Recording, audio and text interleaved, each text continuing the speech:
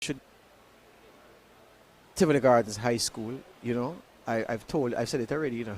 I like to repeat it that I was doing a football match. It was Tivoli against somebody. It may have been Tivoli against Humberland at, was it at Etfortville in Clarendon or was it at Railway over? It may have been at Railway. And somebody was saying about, you know, Tivoli and why Tivoli wearing orange. And it may have been at halftime. I saw my phone lighting up. The MP called and said, George, make I tell you something. You tell that caller say, Tivoli Gardens is not orange them wear and playing, it's tangerine.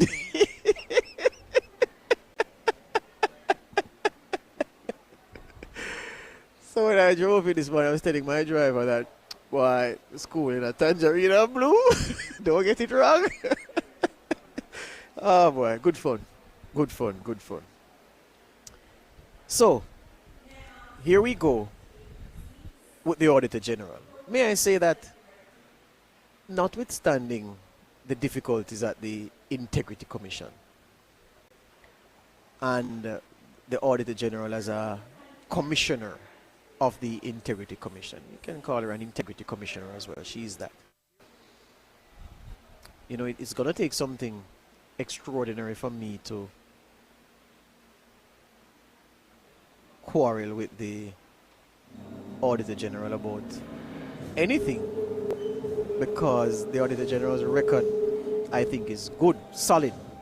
One of our best public servants over a long time. Herself and the departed DPP Paul Llewellyn, as women in the public service, have my utmost respect. And boy, it's tempting to lump her with some of what is happening at the Integrity Commission, or has happened at the Integrity Commission, much of which I disagree with strongly. But I can't change my view of Pamela Monroe Ellis at all. And as I say, you know, it's going to take something extraordinary for me to think that, boy, this woman is doing things except in the proper way that they ought to be done. Really outstanding, and I just want to say that. Saying that, her department has announced that it's going to engage in real-time auditing of the Hurricane Melissa relief effort. And let me tell you this, that's music to my ears. We need that kind of oversight from the Auditor General's department, and I'm very happy that it's not a post-event thing, because by definition, if you look at the origin of the word forward, an audit is something performed after the fact. This one, she says, no, we're walking lockstep. You spend $1, I'm going to audit that $1 there. It's still after the fact, because you can only audit after the dollar has been spent. But they're not waiting until the bill reach $1,000,000,001. From the first dollar, the second dollar, the third, and forward, right with you all the way. And with the Auditor General, not a ghoulish presence in the background, but looming large. Any little hanky-panky that could happen may be forced out. Because, you know, the history of this country, you know, and I have not been here long relative to many people, but I too have seen enough of how we handle these things. And oftentimes, incompetence is so rampant that it begins to take on the appearance of corruption. And then on another hand, corruption also attends to processes and situations where there's money being spent, especially money being spent quickly, especially money being spent in circumstances where the usual backstops and controls are relaxed or removed to facilitate immediate relief and assistance to people in need, as in this situation. Ripe for corruption, those circumstances are. And I've seen enough of that in this country. And sometimes I say to myself that, boy, I fully expect at least, at least 2 scandals to emerge out of this Hurricane Melissa relief effort. And here's where I'm coming from. Let me explain. A scandal is an action or event regarded as morally or legally wrong and causing general public outrage. So how the scandals will work here, I expect at least one scandal to be stoked by those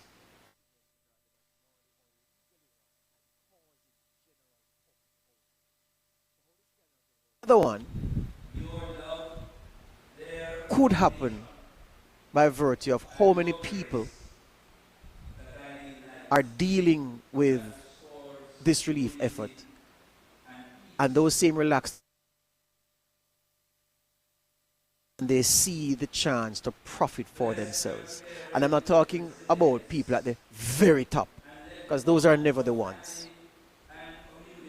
It's the ones who hide in the crevices, knowing that anything that goes wrong will be blamed on minister this and minister that and so forth, so forth. Not those people. Because it's easy to keep a check on those people. And those people are, you don't think they're damaging reputations for whatever is on offer. It's elsewhere. And I may be wrong, but that's just how I feel.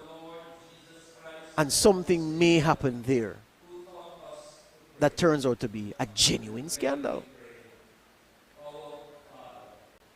And I hope on both, well, for certain, I hope that where it is I'm expecting some actor in this long chain, one of those links or 2 of those links or 3 of those links at different parts of the chain continuum may act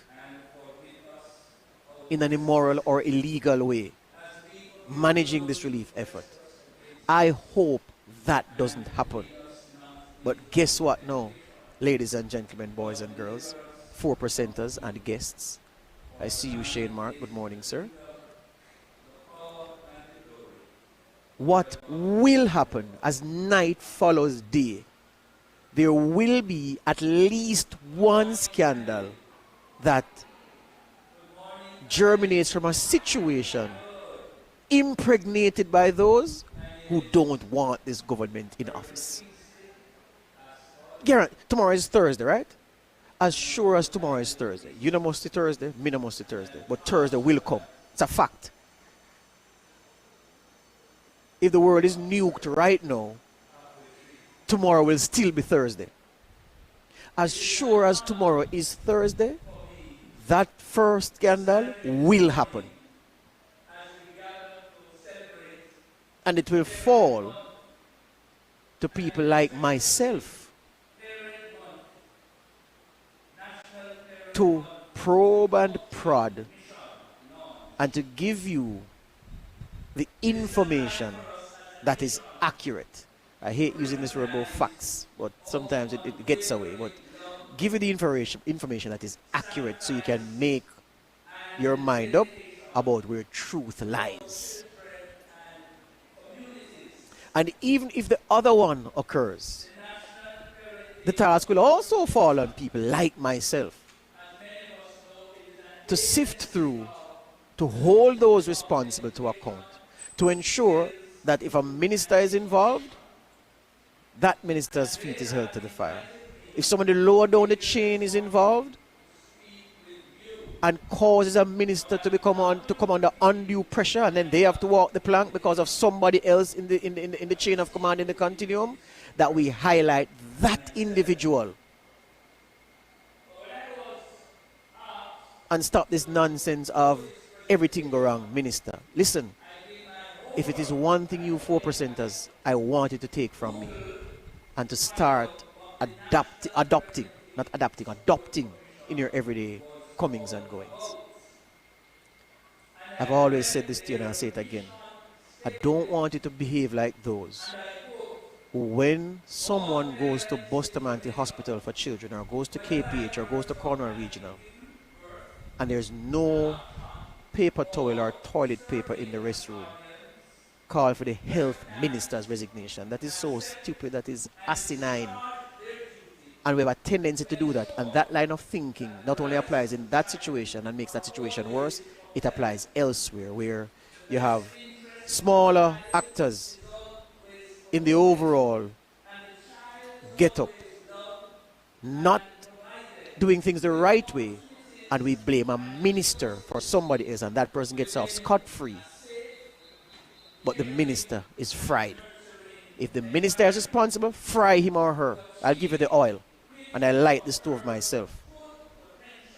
But when it is not them, when it is somebody smaller scale who's doing the damage, we're frying that individual and leave the ministers alone. That's my commitment to you. Anyway, break time. More after this.